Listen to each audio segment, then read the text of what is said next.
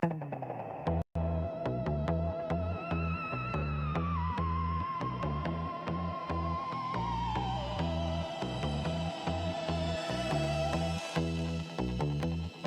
gonna clown around.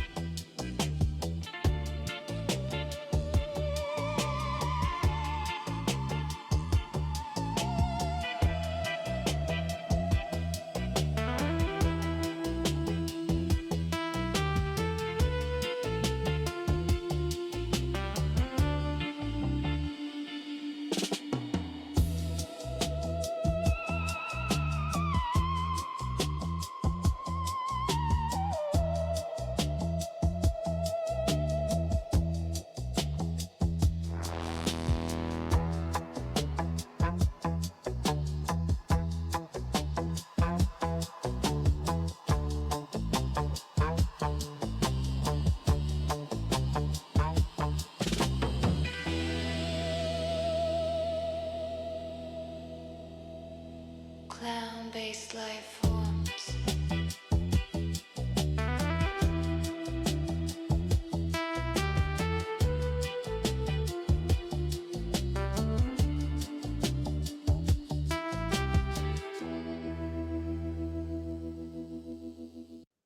Welcome back, loyal listeners, to another episode. We decided on a name: Clown-based life forms. Woo! We got some like nice, smooth intro music. As per usual, it's myself, Newsfist. My inestimable is that a word? My immiscible co-host Aaron from the Clown Town Chronicle. We're here for another episode of the conspiracy pyramid. Look, I've got clown in my mouth, dude. This is my tongue and my cheeks. They're all clowning around. Man, you got to relax. I tell you, dude. I was just falling asleep, like not like I'm bored, but like blissfully asleep to that opening music. It's just so chill. I know, mate. And mysterious. It's smooth, like space clown butter. Right, highly sought of, highly sought after. Right, straight from the minds of Clownaculon 5. I was gonna say, does this space clown butter come from that awful scene where Luke Skywalker drinks that green milk? No, it actually comes from that. It comes from that scene in Dune where Baron Harkonnen is like oozing into. Oh, now I can't remember which version of Dune I'm talking about. You know how there's like two versions of Dune, right? There's the good one that was made by David Lynch, and then there's like the crap one that's like the modern one that like the only good thing about it is it has like all the cool CG and it's just exactly like every other fucking modern movie, right?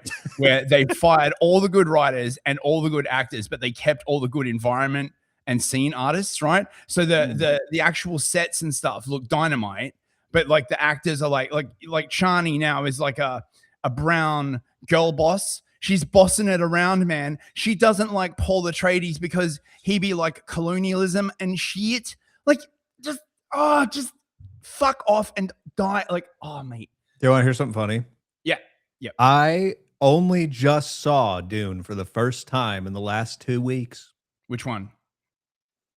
The right one. The David Lynch one. That's right. A listener bought it for me because I mentioned I'd never seen it.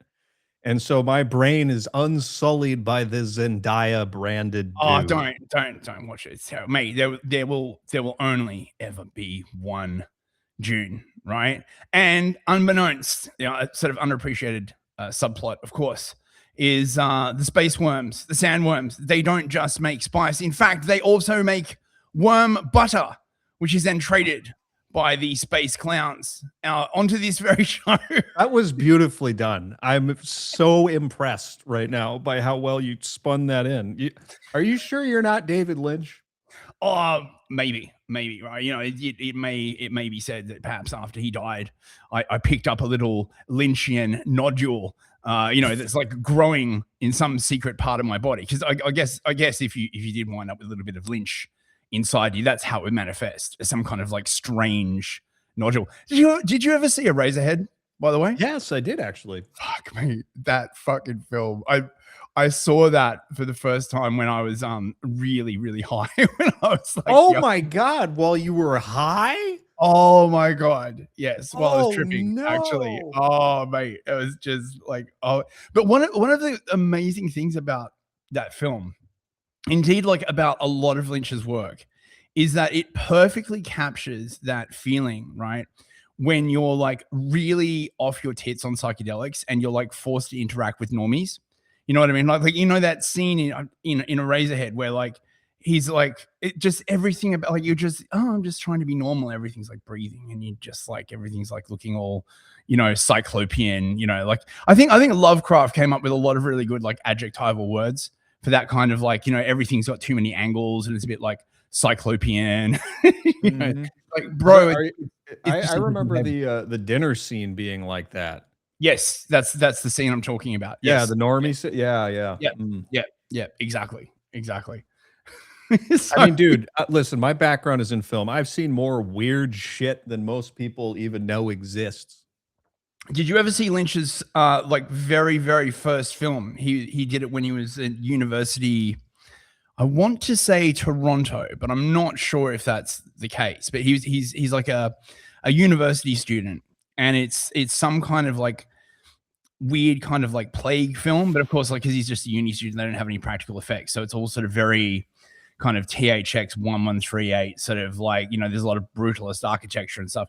Can't remember much about it. I saw it like many years ago. There was I used to live in Berlin, and there was this like really like great like video store, like back when they still had video stores, right? Like although I think it was I don't know, was it CDs? Anyway, in Prenzlauer there was this like great like underground video store, and you could go there and just like rent like the most weird ass videos. Oh, that was a great little neighborhood back way back in the day. And we found this Lynch's first film, and all I can remember is it's like dudes in hazmat suits sort of walking around. It's all filmed in black and white, and it's like this weird like brutalist architecture. The wife reminded me of the other day. She's like, remember that time we saw like Lynch's very first film? I'm like, oh yeah, I do remember that.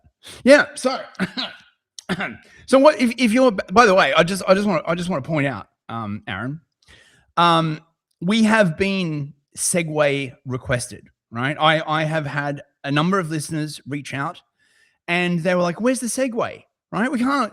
You can't just like ram straight into the conspiracy content, without juicing up the audience. We need more segue. So this, loyal listeners, is your official segue, right? The space butter traders of Clown Town 9 have graced you with a complimentary segue. So, what's the weirdest piece of film you ever like really got into? Since you're a film school nerd. Oh, got into or was forced to watch? I don't know. Pick one. I think the weirdest one I ever watched was Custom Car Commandos. Custom Car Command. What the hell? It's spelled KKK. I was about Custom. to say. Kenneth Anger. It's gonna freaking piss you off. Awful. I've heard. I think I've heard of Kenneth Anger. I used to. Yeah. Because I read his Wikipedia. Well, angry. I used to read Playboy when I was sort of younger for the articles, right? But actually, weirdly enough, I did actually read the articles. So I got exposure. You would. Yeah, I know, right? Like it's such a fucking retard. So I got exposure to a bunch of like weird pieces of American culture. You know what I mean, right? Because like, oh, boobies, boobies, and like some like article on the current political situation in America. I'd be like, oh, this is kind of like interesting.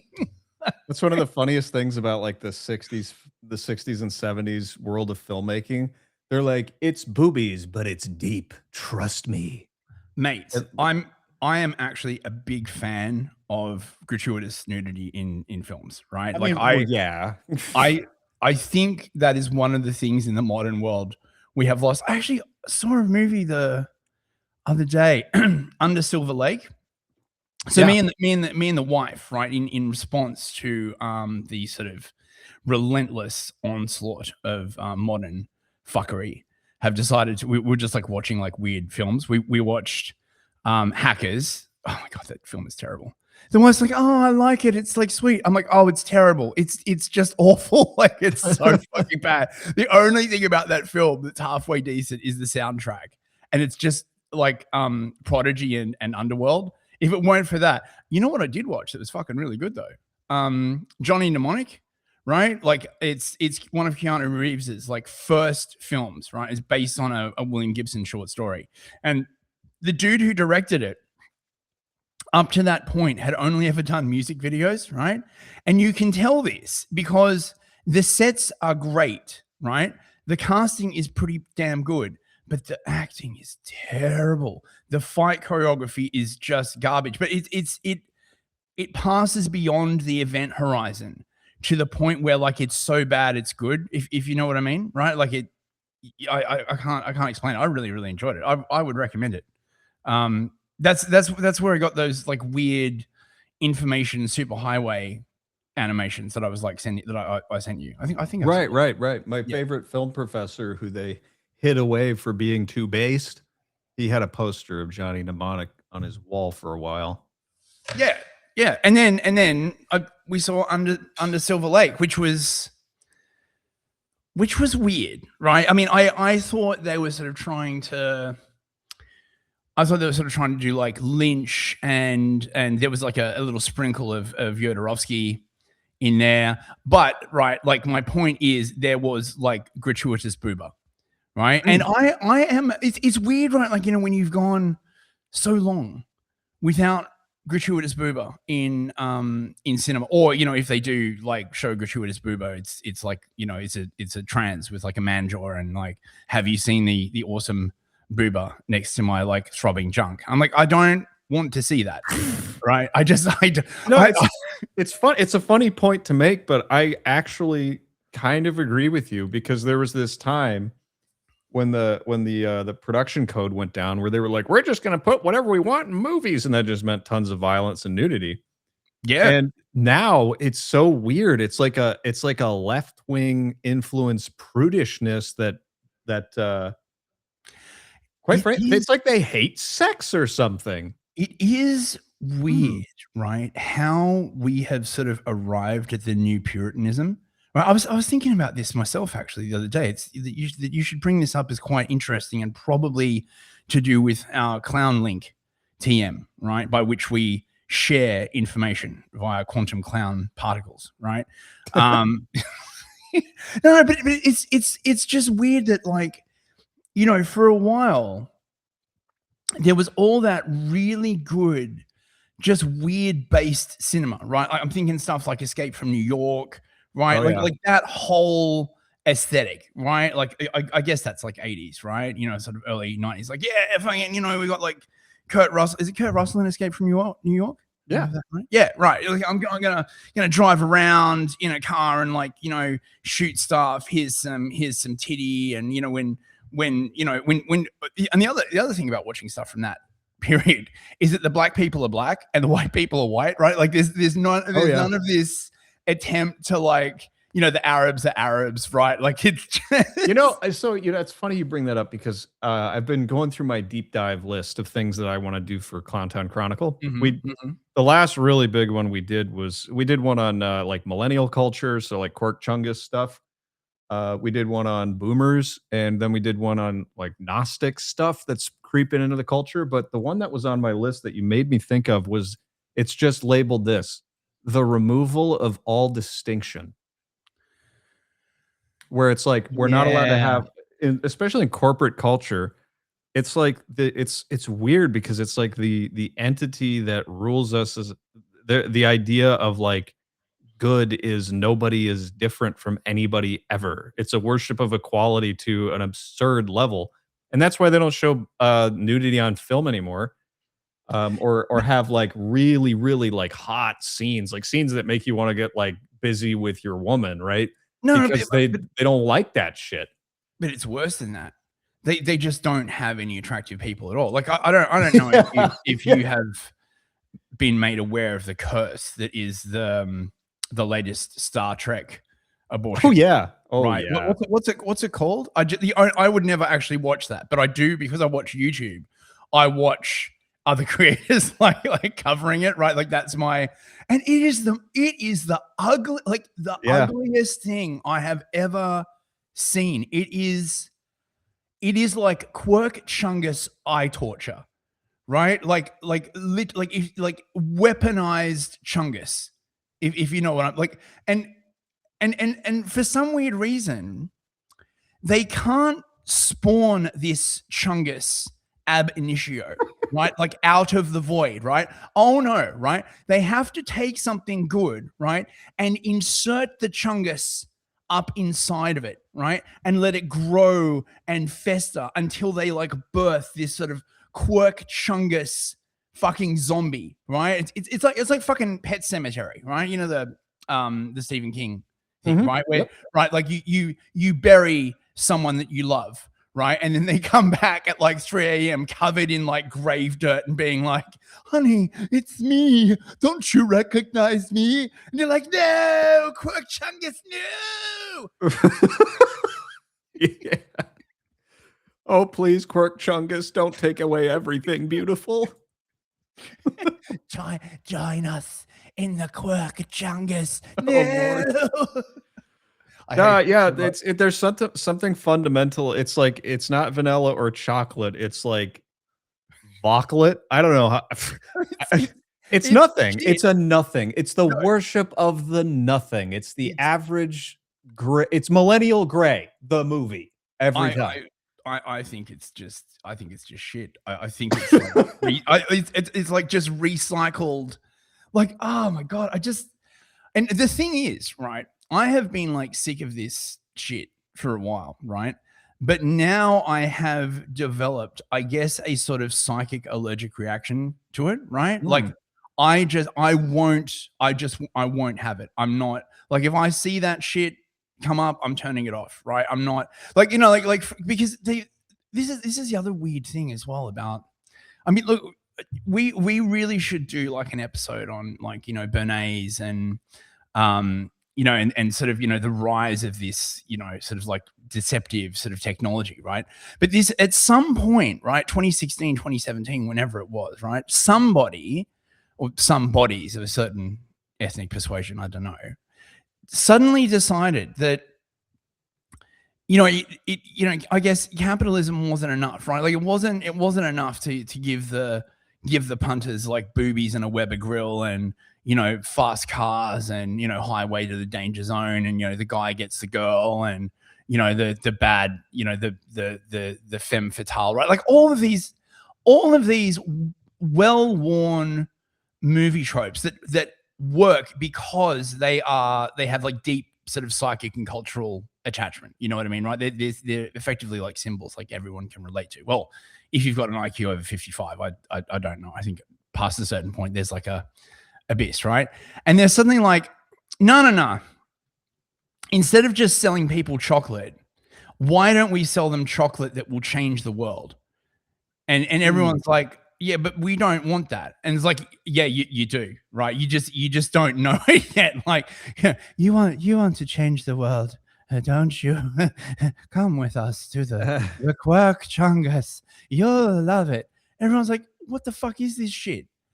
Yep. Yep. You don't know yet, but soon you will like unattractive women with no tits. Yeah, you know what I mean? Like it's like you don't know it yet, but soon you will only want to watch the trans women on screen, just like us. It's weird, man. But I think that really calls out to like how the elite think about the mass of humanity. It used to be we had to serve up products that they would consume and enjoy, and the more they enjoyed it, the more money we made. Simple. Right? It doesn't seem to work that way anymore. Now they look at the mass of humanity that they have power over and they go, what if we poked it with a needle here? And what if we pulled on its toes this way to see if it likes that? And it's like, dude, people like hot girls, guns, and cars. What the hell is wrong with you? And they're like, they won't they will like what we tell them to like. They're like weird, super weird, like scientists. It's No, I think it's just straight up torture. Actually, I really think, right, like at some point, right, like the sort of model from like sort of Bernays onwards, right, was sedation, right? Like, you know, we will sell the employum, right? Like, yeah, you know, the sedating pablums of, right, like, you know, women can smoke cigarettes too, right, for freedom, right? Like, you know, you too can, like, you know, work a 9-to-5 job, like, you know, white women. And and for a while it was like, you know, I guess you could say that this peaked in the 80s, right? This sort of trance inducing like pablum, you know, everything's okay, like, yeah, like, you know, America, fuck yeah, right? Like but the thing is, the West was pretty fucking awesome at that time, right? Like compared, especially compared to now. And then at some point, they're just like, no, fuck this. We're just going to start torturing these poor fucking bastards, right? Like, I don't understand what it was that made them flip from feeding the masses like the bread and circuses to sedate them to be like, hey, you know what would be a great idea, right? Instead of feeding them bread, we'll feed them shit. And instead of circuses, we'll just like stick hot needles in their eyeballs. yeah. I mean, I agree with you. I think one of the things that I remember from film school was the phrase "asses in seats," and I'm sure people know what that is, but yeah, bums in seats, right? But asses in seats has a double meaning.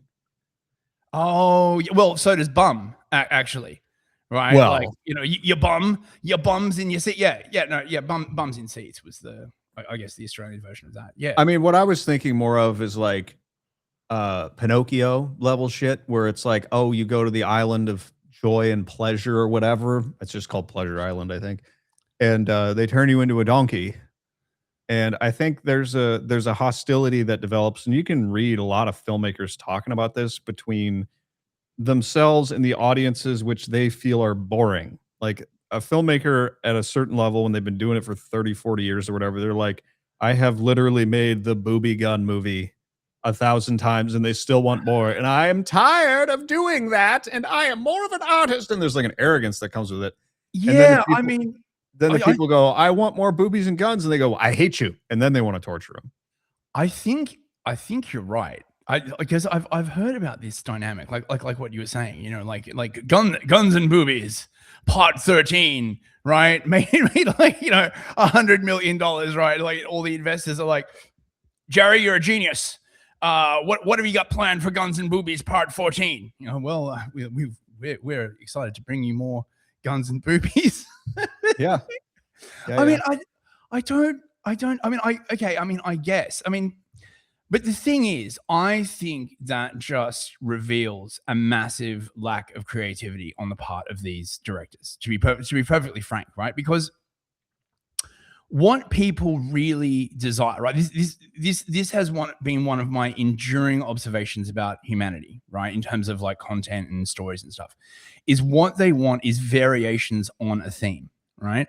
And although the theme may stay the same, may stay stable, there are technically sort of infinite variations upon that theme, right? So like a symphony will always be a symphony, right? But there are, well, maybe not literally infinite numbers of symphonies you could write, but they're, you know, right? Like, and people really, that's why films have genres, right? Because you combine these sort of framework of expectation, right? You know sort of what you're going to get, right?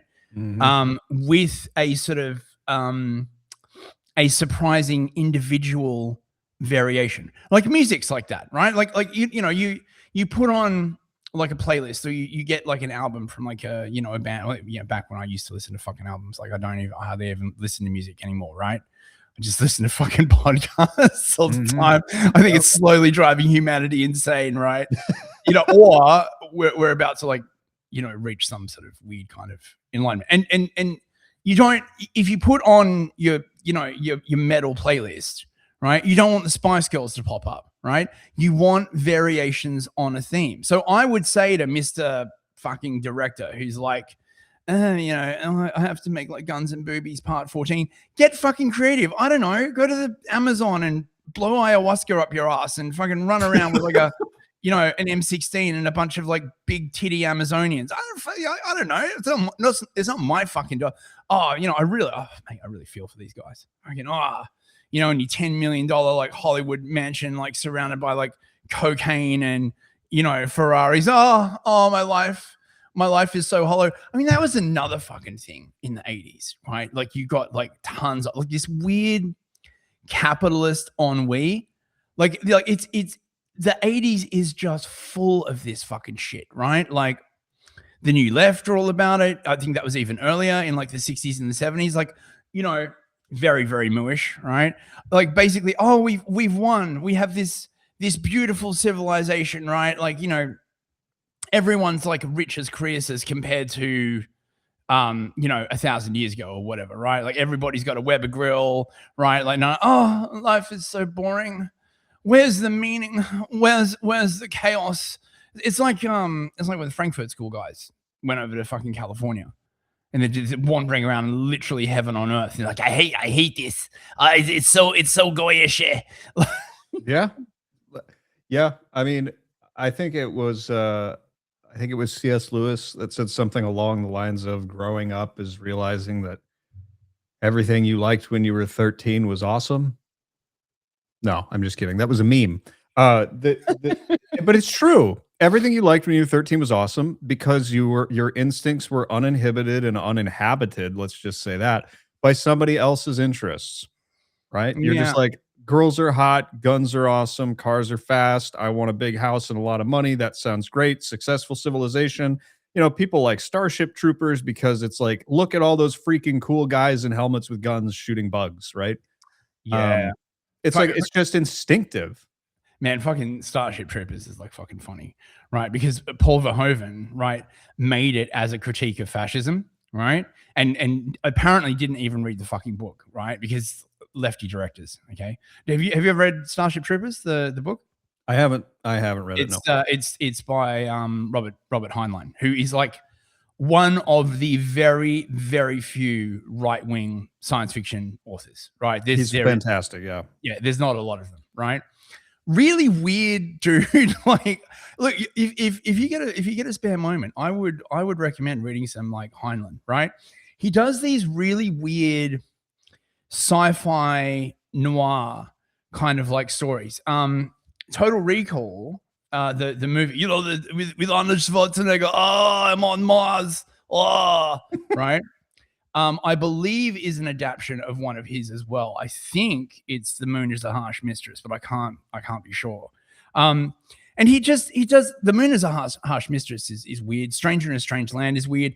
It's like basically like misogynist space noir detective stuff. It's a trip, right? Would recommend if I had time to like read books now, which of course I fucking don't because you know, I just work making podcasts, but like honestly, I actually really enjoy it. So, you know, I love reading books. In fact, I'm trying to figure out which one I should read next for my patrons because I got a lot of feedback on me just literally sitting and reading a book. And I'm like, shit, this is great. I get to read. I get to make content for my patrons. And at the end of it, I can pretend that I'm very, very smart because I read books. It's a win-win-win. That's not a bad idea for behind the paywall content. You should freaking do it. Yeah, like, you know, listeners, if you would like to hear myself or Aaron or possibly both of us just like read stuff for behind the paywall, because we're probably going to have a membership thing at some point. We are going to monetize this puppy, right? Like, look. Oh yeah. Look, never forget the words of the great space sage Wormulon McPherson, right? That was really his, you know, his real name. Esquire. Yeah. Wise man monetizes space clown butter. Right. He's known across the 4 parsecs for that saying. Yes, a true genius. Maybe perhaps one day we'll read one of his holy books for you. You know, that's another fucking like thing I miss, right? Is like 80s, like 60s, like 80s, like space opera. right? Like Mm. that's sort of like just high fantasy, like, yeah, we're gonna conquer another fucking planet. We're gonna fucking shoot all the space bugs in the face. We're gonna sleep with like the hot alien women. Like remember like the original, like the OG Star Trek. Whereas like Captain Kirk going around like making love to all the different women of the galaxy and teaching them how to kiss. Space Bond. It's called anal. Oh, God. It is not a custom on your world, but it is a custom on ours. Oh, it makes you wonder if someone like made weird porno of Star Trek. Probably that's another I've like genre I always like think about. Well, not just occasionally. I'm just like, you know, back in the 80s, for every blockbuster movie, there was always like a crappy porno version of it made, right? With some like really, really stupid fucking like name. That's an underappreciated genre of like discarded film history, you know? I mean, perhaps rightfully discarded. Mhm, mhm, mhm. Certainly not very wholesome. But we did start this off by me saying the worst film I ever saw was Custom Car Commandos. But you know, I'm not highbrow enough to enjoy gay people wiping down cars. You know. Oh, really? Is that? I mean, you know, you should just watch it. It's a short film. It's it will make you cringe. Did you ever watch Gay Ninjas from Outer Space? No, I never did, but Yeah. I did. I've heard of it. It's fucking amazing. Obviously, ninjas is not the word on the title, right? It's the best. It's the best title I've ever seen on a movie. Just like bam, right in your face. It's So confident. it's actually like pretty good, right? It's quite short, right? And it's basically like it's during that like I think like 60s like blaxploitation like film phase, right? Mhm. And so basically, right, the gay ninjas, right, are on like a spaceship, flying around. Basically, I think they're like at war with like women, right? Like it's and it, like yeah, I think that Oh, the man. evil the bad guys are basically like women, bad guys. The enemies. Oh, are, like, that's women. fantastic. Oh, we should, mate. I should dig that up. I saw it once, and like honestly, it was a pretty good watch. I mean, it was obviously freaking hilarious, right? And like one of those like amazing sort of blaxploitation films where, well, like you were saying, right? There was none of that erasure of differences, right? Like all the Oh, yeah. blacks were like being like, we black, you know, we gay ninjas from outer Mhm. space. You know, you heard? Like, Yeah. There was, I mean, no pun intended, but I guess there was color to things, you know? yeah. It's there were differences that made things interesting. And I think a really good example of this is Die Hard with a Vengeance. Is that the Um, second one? That's the third one. Interesting. It's where Samuel L. Jackson and Bruce Willis are like buddy cops. And it Uh-huh. starts out with Bruce Willis being forced to wear that sandwich board with the ninja word on it in a ghetto. And then he gets teamed up with like the most racist black man alive. It's a great movie. It's a little cringy in places, especially when they talk about that stuff, because it's very, very like late 80s, early 90s. But it was so fun because it was like you've got the most like hood pawn shop running angry racist black man with like this cop who is like he's been trying to get his shit together. I mean, it's a great movie, but you don't get that shit anymore because nobody has any balls, Yeah. you know? Yeah, no one It has takes any balls balls. to make something like that. No one has any balls. No one has any titties. Right? Nope. Like, it's like we have just been Everything is muted, right? androgyne, yeah. When I was growing up, right? Like way back in the day, you used to see these articles come out, right? Where they talk about like what humanity would look like in like the year like 2100 or something like that, right? Yeah.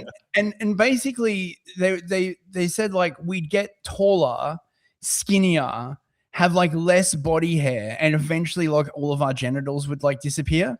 And like I think like perhaps, right, the last 20 years has just been like people trying to like make that happen through surgical intervention, right? Like, it's like They're like, there's nothing else in the future but debt and sadness. Better try to at least have the physiognomy of a creature from the future. I mean, they're literally, they just like the way it was described is basically we'd all be like the gray aliens.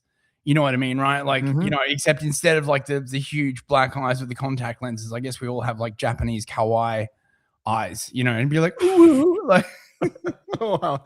Did you ever see the one? I think it was an anti-smoking ad in the 80s or something like that, where it was like, this is what humanity, a smoker will look like in the future. And his ears are like closed up because he didn't listen.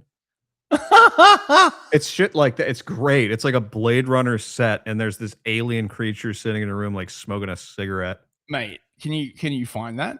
I'll see. I kind of want to see that. No, I can't. I'll dig it up. I'm sure the people are like either Googling it now or they're curious. So I mean, the funny thing, of course, is like the smokers of the future. I mean, I am the smoker of the future, right? I got like a vape in one hand and I got a pack of Zins in the other. Just, you know, just nicotine maxing, basically. You know. Oh, it came from the old country. I found it. UK 1985. All right, I'm putting it in your X Twitter thing. Oh yeah, right. Okay, hang on. Let me look that up. This comes from the Hall of Advertising. The Hall of Advertising. Yeah. Natural born smoker. Is that it? Yeah, that's it. Okay. Right. Well, let's play this.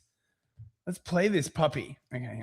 Let's see if it's as weird as I remember, because I think I discovered this like 8-9 years ago. Well, at least if it's from an ad from 1985, it won't get like copyright struck. So you know that's great.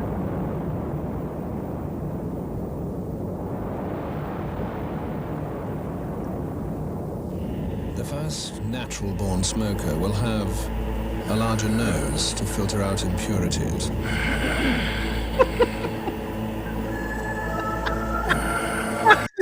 That's a very interesting profile. He's got that. Holy shit. Presented without comment. Presented without comment. Oh my god. Self-cleaning lungs. Hell yeah. A highly developed index and middle finger. Smaller ears because they don't listen.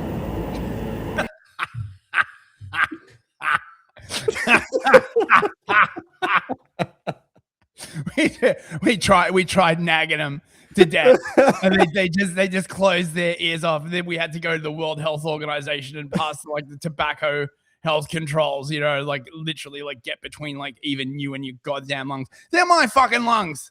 God damn it. I'll abuse them if I want. God damn it. I'm an American. Man, I haven't like bought a pack of cigarettes in like probably 4 or 5 years at this point. Mm-hmm. Oh my God. I went into the dollar store. We have so many of them over here in the United States. It's way better than wherever you are. I'm just saying. Yeah, you know, yeah. I like the dollar stores in the US. Yeah. I don't know how much it costs over there for a pack of cigarettes. I'm sure it's ridiculous. I mean, you know the funny thing, right? So in Australia, which fortunately I have the pleasure of not being in, right? They jacked the prices of cigarettes so fucking high. I think a pack of 20 is like 50 Australian dollars now, right? Like they're basically like, we're going to tax this thing out of existence, right? Do you want to take a guess at what happened? They now literally have ethnic gang wars over who controls the black market tobacco trade. Shocker. Like this is the thing about, I mean, I presume this is one of the sort of side effects of having fucking women in politics, right? They're like, I don't like that. I don't like that. We're going to get rid of that. Bit of a history lesson, right?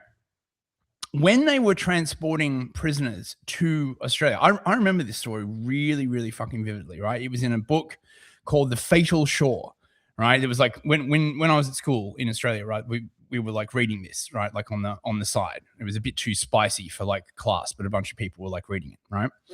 and it was about the conditions on the prison hulks. I don't know if they're prison hulks. They're like transportation ships, right, being sent from like England to Australia, and some of the prisoners had tobacco habits, right? Like they were their lust for tobacco was so great that they would literally endure like floggings and like days in like the stocks and all this shit just to get a bit of like chewing tobacco, right? And I remember like just thinking about this, like, because at the time I was like in school and I hadn't discovered the glorious wonders of tobacco yet, obviously, right?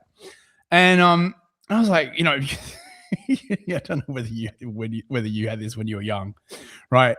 But when I was young, they were really ramping up like the anti-tobacco thing, right? So they'd have these like classes in schools and they'd make everyone like pledge like, yes, miss, I'm never going to like, do tobacco. And they'd encourage you to basically go around and like hassle adults who are smoking and just be like, that's a dirty habit. Don't you know you're going to like die of cancer? And now that I'm like so much older, right? If a child came up and said that to me while I was smoking a cigarette, I would just hit them with my like death stare, like I'd just come out of like the mines at 5 p.m., right? Just blow smoke in their face and just be like, child, you have no idea. I thought you were going to say, child, you have cancer now. You're infected. I got to tell you, one of the best jobs I ever had was gutting an old children's museum. Oh, really? Wait, yeah. That's where they kept the old children? Yeah, well, that's it. But it's related because one of the things we had to take out of the building was a giant freaking cigarette with a face on it. It was like angry. Oh, it was angry. Oh, it should have been like, hey, kids, right? I'm happy the cigarette. Are you stressed after a long day at school, right? Come and like say hi to me. Give me a kiss, Yep. Now, of course, it's all like fruity vapes and shit, right? Sorry, please keep going. Oh, no, that's it. That's the story. It was left over from, I think the place was put up in the late 80s, early 90s, came down in the early 2000s. And one of their entire sections of the museum was just an anti-smoking section. Yeah, so exactly right. So when like I was saying, right, there was all that shit was like starting up when I was like young, and I just remember like thinking to myself when I read this thing in the Fatal Shore, right? Like, it's so addictive. But I think, right, to circle back to my original point, I think about this a lot, actually, like seriously, right? Because when my brain has like spare cycles, right, I like to ponder deep questions about how society works and how it should be structured. Okay. And one of the things that I keep coming back to is that there are certain behaviors in humans that you will never get rid of, right? Like smoking, gambling, prostitution is another one. You're never gonna get rid of that, right? And then I think of, oh God, who was it? I'm really cautious saying stuff now because when I was a live stream a few days ago, I totally screwed up the name of an Orthodox saint, right? It was like Saint Mary of Egypt, and I said like Saint Anne of Egypt, and someone's like, "Oh yeah, fucking like nice one, fist." I got the story right and stuff, like right.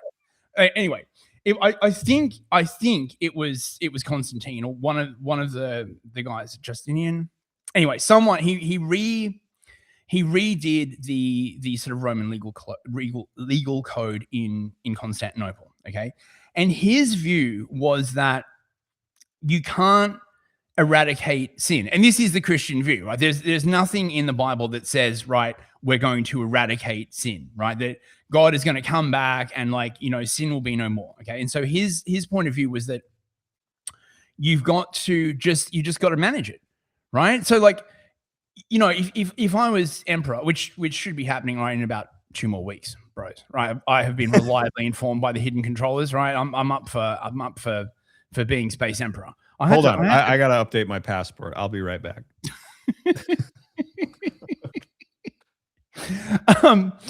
And I just, if I was emperor, you got to have like a red light district somewhere, right? You just got to keep a control. And I would also say don't let the moose run it, I guess would be my other sort of given that such things are already sort of prone to sin and corruption, right? Do not let the most corrupt and evil people like run it, right? Like you've got to have some like reasonable people, right? That was a bit of a long fucking segue, wasn't it? That was one of the wisest things my dad ever said to me about vice. He said, "You'll grow out of it," and he's right. A lot of times, you do just have to go through a phase, and I don't.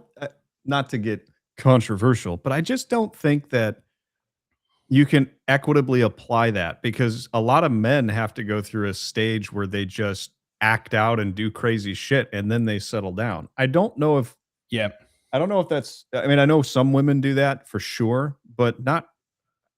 No, it's a rite of passage, right? Like guys have the, you ever see those videos about the tribes in Africa and they have to like run across the backs of a stampede of bulls or something like that? Look, I don't want to be, as you say, controversial. Okay. But I don't think a lot of these lessons are as universally applicable across races as people like to think they are, right? I get it. Okay. Right. Young men, young women are like prone to vice, right? Until you get it out of your system, right? Because I guess everyone like wants to try it, and you've got like hormones and shit like raging through your body. But I think there are degrees. I don't know. I mean, yeah, I think people grow out of it as well. I do. Mate, thank God for that. Like if I had to be the same person that I was in like as a teenager in my early 20s for the rest of my life, I think I would literally lose my fucking mind. Mate. Oh, glad that's over. Right? Like,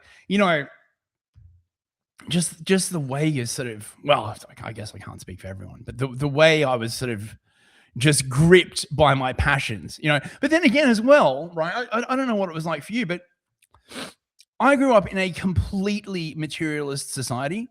Right. There was no Christianity. There was no church. There was literally no restraining influence at all. Like quite the contrary. Right. The message was, oh yeah, no, have more sex. It's good for you. Right. Like indulge in more vice.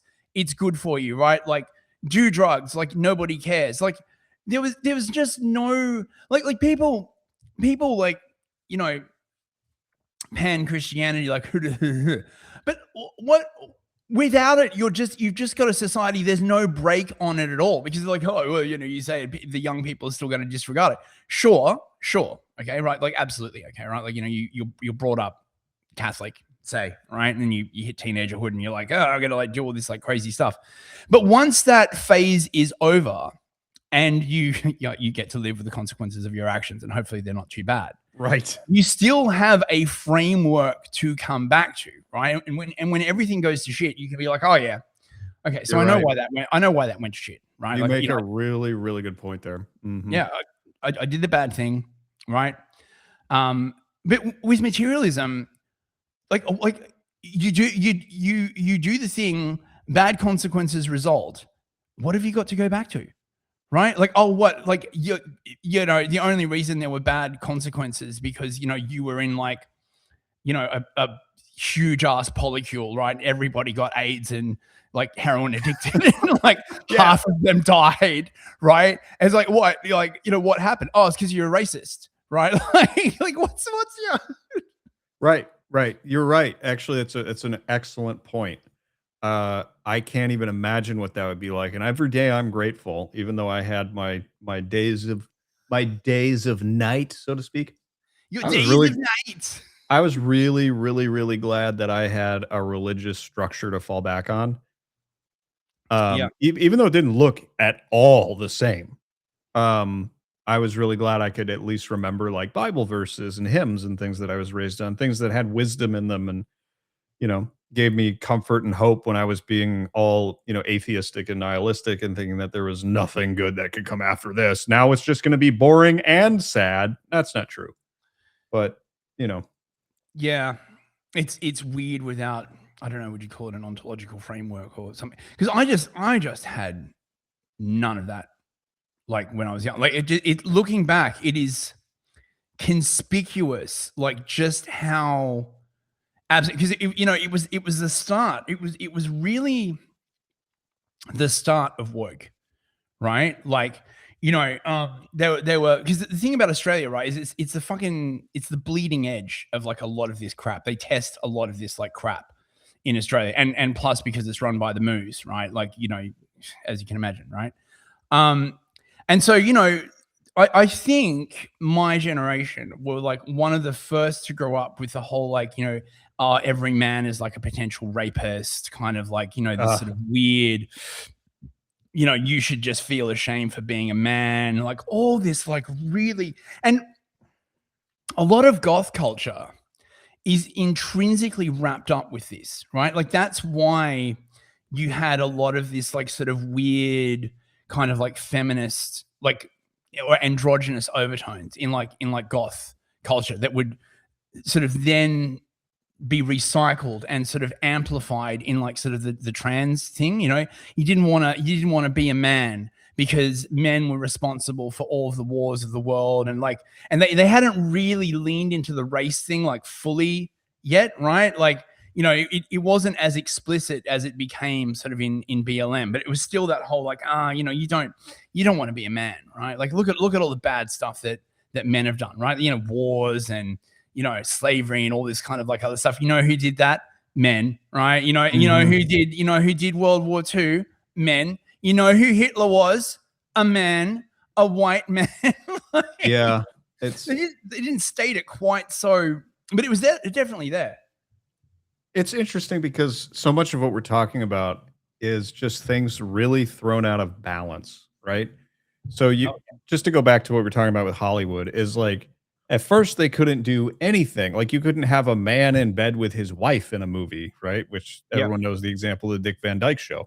Mm-hmm. And then it was like all the guards came down and you just saw some of the craziest, nastiest stuff in the 60s and 70s.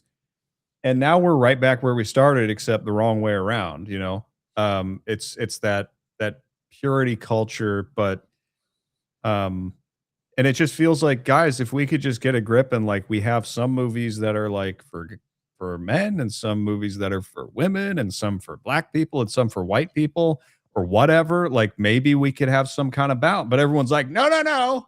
Sinners has to win every Oscar. Oh, I think, and every actress must be ugly. I think the blacks must be getting fucking tired of this, honestly. Like can you imagine being like sort of your average black American, like not ninjas, obviously, because they're not really doing a lot of like reflective thought, obviously, right? But like you're so average, like black dude, you got like a job and stuff like that, right? And I mean, do they feel the same way? They must do, surely, right? Like they gave like so much like frankly pretty amazing fucking culture, even though a lot of it was like really destructive. I don't know. It's like just the weird. I think like, again, right? I mean, I guess this is the cultural Marxism conspiracy theory, right? Like they just wanted to debase Western culture, like as much as possible. Everybody in it. Yep. Everybody in it wanted to sever ties to all roots, make mockeries out of what we are. Absolutely. Pick a country. It's happened to all of them. Nobody remembers who we are anymore. I was having a great conversation with my brother recently. We were talking about what happened to boomers and how we remembered that before our grandparents and great grandparents were all gone, it felt like they came from a different planet. Yeah, because ultimately they did. But I said boomers are like this is mean. I don't mean to be so hard on boomers, but broadly speaking, a lot of boomers we decided were just basically made of like pool noodles. Like they're just floppy and they go with the wind and they're soft and all of this stuff. And we see a lot of millennials are like this as well. And what we were talking about was like, these are people who were denied their, I don't want to say, well, I guess you could say their right to grow up. Yeah. I mean, that's pretty broad. I think this is actually a bit of a feature of Gen X as well. So it was one of the things that no one seemed to anticipate with this whole like increasing human lifespan thing, right? Everyone's like, oh, the line must go up, right? Like, oh, people are living longer. Is that what this means is that each generation coming afterwards, right, is going to take longer and longer before they can assume any kind of like control over society, right?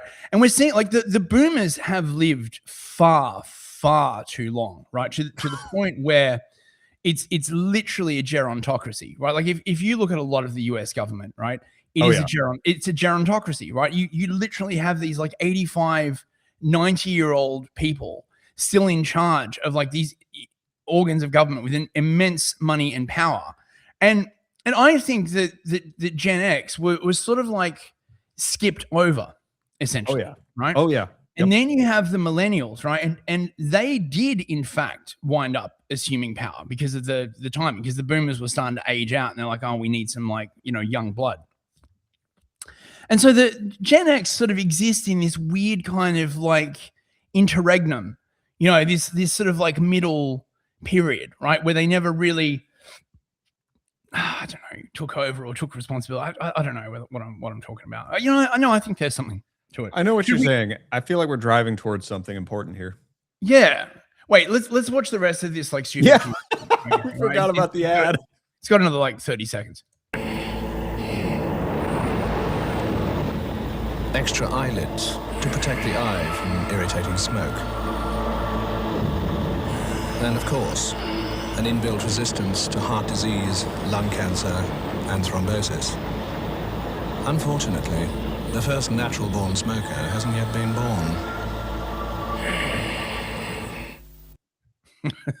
The smugness, mate. Fortunately, the first natural-born smoker hasn't been born. Like, wait, yeah, I didn't mean to turn on the camera. I meant to like hide this. Right. Yeah, I mean, I miss that style of filmmaking. Oh yeah, right. Like, yeah, you're right. It's like it's so fucking Blade Runner. Like, oh yeah, that's sort of like you can do magic, and nobody knows how to do this anymore. Everybody, all modern filmmakers know is CGI. AI is going to replace us, and union strikes. That's all they know now. But back in the day, you could do pure magic with literally styrofoam and lights. Back in the day, right? Back when I was young, right? All you needed was a fucking smoke machine, right? A big ass fan that you'd like run at like quarter speed to get that sort of like weird kind of rotating.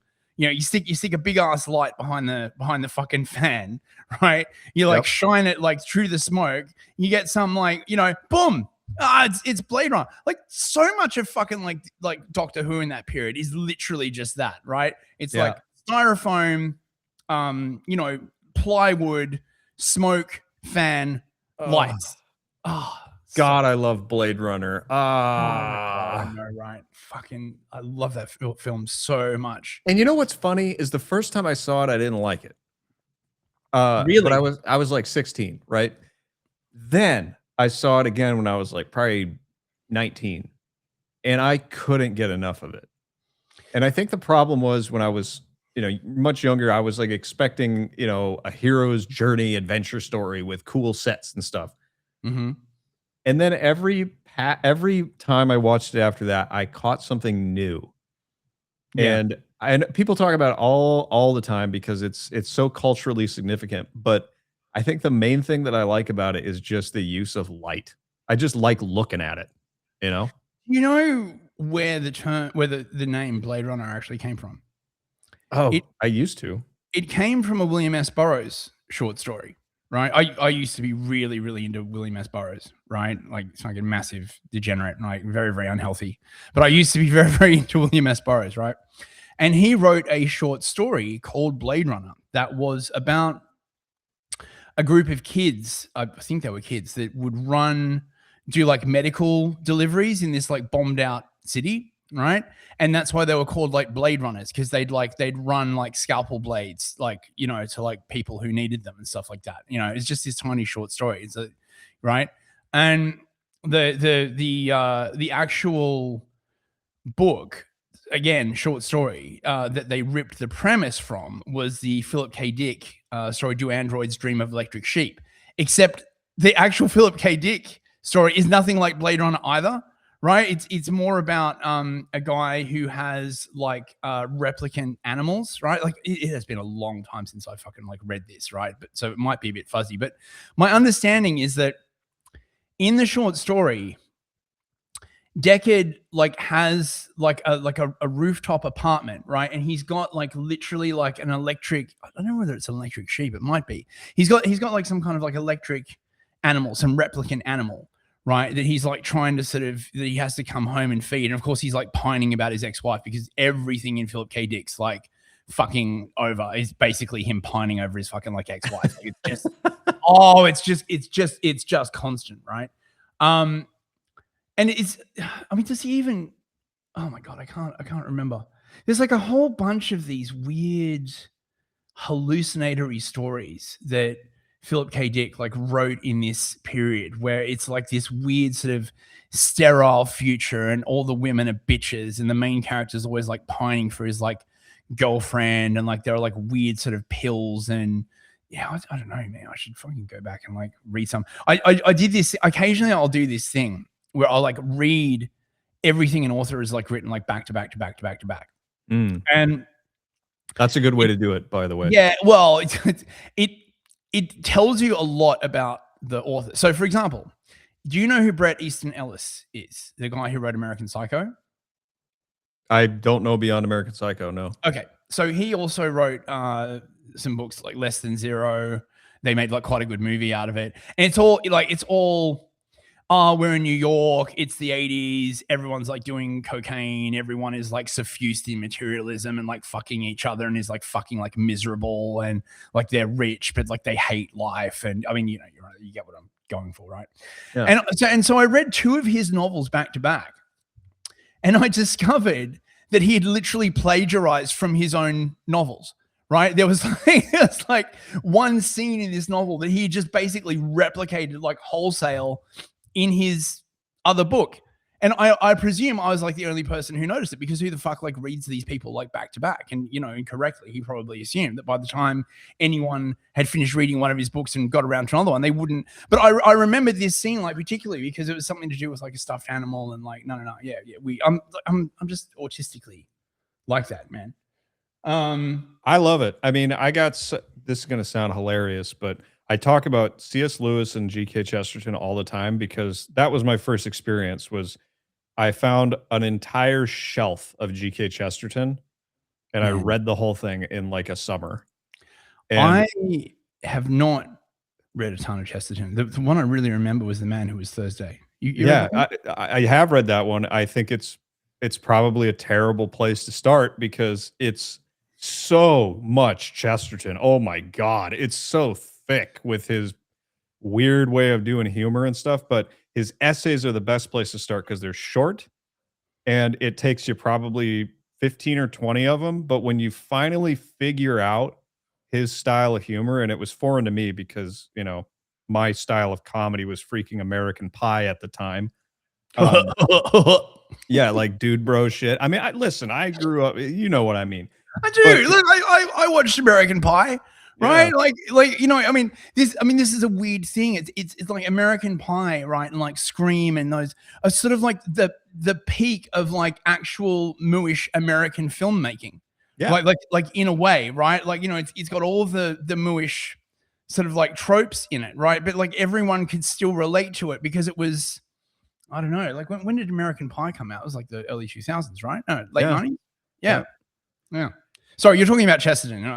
I was saying after it takes about 10 to 15 of those little short essays, but the one that clicked for me was What I Found in My Pocket. And he just talks about dumb things he has in his pockets and the things that each of these items could mean. And I remember getting about halfway through that one and I just started laughing in the library because I was like, this guy is ridiculous. And then after that, I just understood it. He's writing from a position of understanding the world is already upside down and it's just not been taken to its logical conclusion. It's great. It's so great. But I also read Churchill the same way, which, you know, like Churchill, as in like like Winston Churchill. He was like a writer. He wrote books. Yeah. He had memoirs either about the war or his time before the war.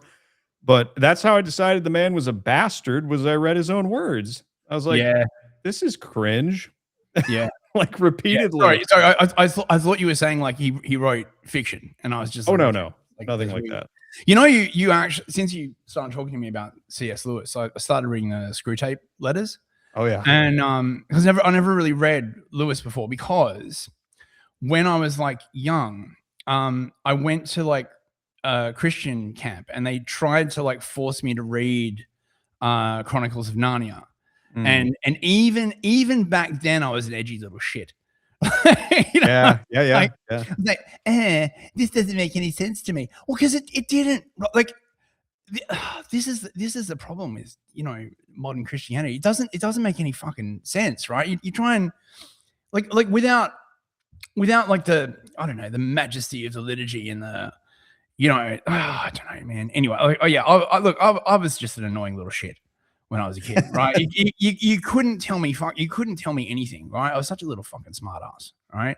You know, I keep thinking of, you remember that scene in Fight Club, right? Where he's on the plane and he's sat next to Tyler Durden. I think it's like the first time he meets him in the film, right? Yeah. And he's like, you know, some like single serving friends, right? And Tyler turns to him and it's like, that's clever. And it's like, thank you. He's like, how's that working out for you? Being clever. And I think about that a lot, because, you know, it's like, oh, that's very clever. Like, you know, is that working out for you? It's like, Yeah, well, no, not really. It's a good point, because there's definitely a brand of midwittery that belongs to cleverness. I know it because I was there too. When I discovered snark and a type of humor that was self-deprecating, oh man, I rode that roller coaster as long as I could. But when I got off it, I looked back and I was like, Jesus, what an asshole. but the thing is, if you don't ever do these things, right? Like, if you don't ever make these mistakes, there's like, how do you know not to do them? Like I mean, I guess I suppose there must be some people out there who are just like, oh, you know, I've you know, like, you're goody two shoes from like the jump, and like, you know, you never did anything wrong. And but that's not me, right? Like I took the very windy road, right? Like through the leeches and the blackberry bushes and all of that kind of like stuff, right? And then like after emerging from all of that, I'm like, well, that was stupid. You take it now. I'm like, you need to read St. Augustine, or have you read any Augustine? I have not. Oh. He's on my reading, but this my reading list is so huge, but I've got very little time because I'm just working all the time, right? Here's My what mother- you do. You do what the Amazon workers do, dude. You put it in your one ear while you're doing something, and you put it on double speed, Oh yeah, and you drive yourself completely insane. you get an audio book. Yeah, that's a good idea. I'm usually listening to like stuff about the war, right? Like, because even though that's not really like my job anymore, because like, you know, I mean, I know we cover like the war on Artie and Fist, right? But like, I used to do like 3 hours a week just on like the news and stuff, until it like crushed my brain, you know, because I think I told you about this before. Like, just covering what's going on in the UK is like literally the most soul destroying thing you could possibly do, right? Yeah, I can't imagine. But I can't look away. You know, I'm just sort of endlessly. It's probably because, you know, fucking my degree and, you know, all this stuff about my international relations. I'm still into that. I don't know. I mean, see, gentle listener, this is why Aaron and I decided to team up on the slop train, right? Because, you know, who really wants to be depressed all the time? You're right. This thing about like, oh, did you know there's like another war? Like, everything's really bad. Like, yeah. Well, you know, you got anything new to say? What you want is a nice little bit of slop, a nice helping of like, people want to laugh, right? Like, this is what I realized, right? Like, the wife was telling me after I stopped doing my last show, Happening TV, right? She was like, oh, mate, I'm so glad you stopped doing that show. because she'd be in the chat like for every episode. She's like, I couldn't watch it. It's just so fucking depressing. Yeah. Literally sort of like torturing my audience in a sense. You know what I mean, right? I'm like, Oh yeah. you know, I have to suffer, so my audience have to suffer. I don't think that's like the way to success, right? I'm gonna go out on a limb here, right, and suggest that perhaps what you want to do is like, you know, do you like see this is the thing. The younger version of me would be like, you've sold out, man. You sold out. Yep. My I think certainly myself, I would have said the same thing. Yeah. But then I took the clown pill and everything's better. Oh, mate, those clown pills. Oh, they're deliciously delicious. May I offer you a capsule right now, Mr. Fish? Why, thank you. Thank you very The much. first ones are free. I've never felt so cloudy. I noticed on your last episode of Clown Town Chronicle, which you should check out, by the way. It's a fucking good listen. Your show is now part of my like weekly rotation, by the way, right? Hell yeah.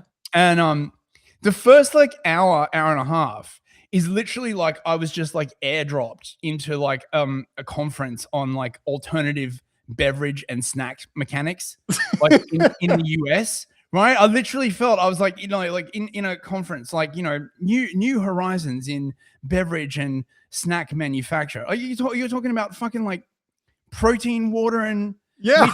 the reason why I bring this up, mate, is like maybe right we should, I don't know, get like a sponsorship for like, I don't know, clown pill. When you say like clown drink, would you like to drink some of my clown water? Hong Kong. Yeah, that sounds. I think that might. We'll have to talk about marketing on that one. That's right. But I mean, you know, the interesting thing is right, like, because remember in like for a while, right, clowns totally went out of style, right? Oh, yeah. Like in like the 80s, right? Like you had like Ronald McDonald and stuff like that, right? You know, and clowns were sort of like wholesome. Then clowns like had adopted sort of like a very sinister aspect, right? And you know, you started seeing film like books like It, filthy book. I can't believe Awful. I read like all of this Stephen King, right? When I was like 13. I reckon it really fucked me up. Like honestly, right? Like because I remember that shit giving me like hardcore fucking nightmares. See, this is what happens when you don't like literally don't have like barely have parents, right? Like no one's like, oh, you know, what are you reading? Oh, well, you know, like just reading like fucking Stephen King, like scaring my fucking self to death at like 13. You know, that's great. You know, he wrote Stephen King's like first collection of short stories. Well, I don't know, like books. They're called the Bachman books now because he published under the name Richard Bachman, right? And some of these stories are really not shit that you should be exposing like kids to. Like I swear to God, right? Like one of them is this story Rage, and I will never forget this story because when I read it, I was having a really hard time at school, right? And it's about a kid that takes his entire class hostage, right? And the main character, right, like he's so riddled with anxiety, right? Like he can't eat. He carries around like a bag of like saltines with him because it's like the only thing he can stomach. He's like racked with like anxiety and shit like that, right? He takes his whole class like hostage. And he eventually gets like shot by like a sniper. But he survives because he had like a padlock in his shirt pocket, right? Just I don't know, mate, right? Like you shouldn't be fucking giving kids this shit. I'm increasing as I'm older. I'm increasingly coming around to like the pro censorship view. I can't get away from it, right? There is shit you should not be. But then again, right? Like now, I don't know. I guess I'm not hanging out on Discord, am I? Right? Like because most of the stuff they're like feeding to the kiddie wings, like at least the mainstream. Because like, you know, Stephen King was like totally mainstream. Like most of the mainstream shit they're like feeding to kids now is like, oh, you know, more quirk chungus like slot. But then again, I hear like tons of kids are like on Discord watching like, you know, kind of stuff that would make like 4chan be like, you know, hold on a minute, right? This is a bit too fucking far. Yeah, Anyway, man. We're like, man, we're an hour and 15 minutes in. Maybe we should wrap this up. And, Yes, and I need to go smoke a cigarette so my nose grows longer. oh, mate, that's a great idea. Is there a particular brand of cigarette you like? Long noses, long nose reds. That's the one that like I enjoy, right? To make my nose grow longer. Long Right? nose reds, yeah, those are good. Clown America spirits are also a hipster favorite. Clown America spirits. Yeah, soon to be Why-Merica spirits. Oh yeah. So we did not actually get to the conspiracy pyramid. This was a whole episode of Segue. There you go, Segue enjoyers. Right? You got a whole episode of like Segue for you to sate your Segue lust. Listen, right? we're resting on the pyramid, right? We've been dragging a big stone all the way to the top to put a big, all-seeing eye capstone up there. We got to take a break here and there, Yeah, that's right. Okay, so the next episode will be the conspiracy pyramid. Hope you have enjoyed. I have been Newsfist. This has been my co-host, Aaron from the Clown Town Chronicle. We'll be back a week after with next episode. Check out Aaron's show. It's a good listen. And join we'll the slot parade. Yes. Yeah, and we'll see you for the next one. Good night. Good night. Is it going to play?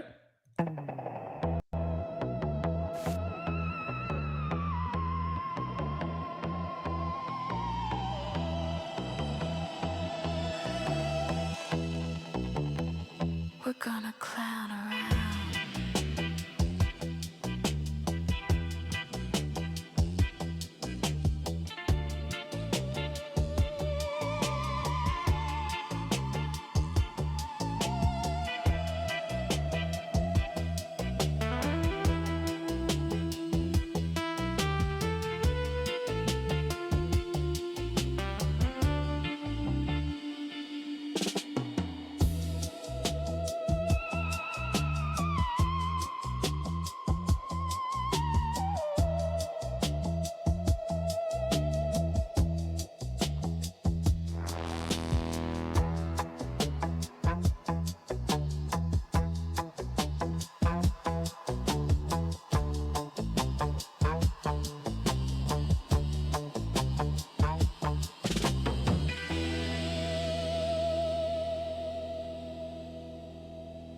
Clown-based life forms.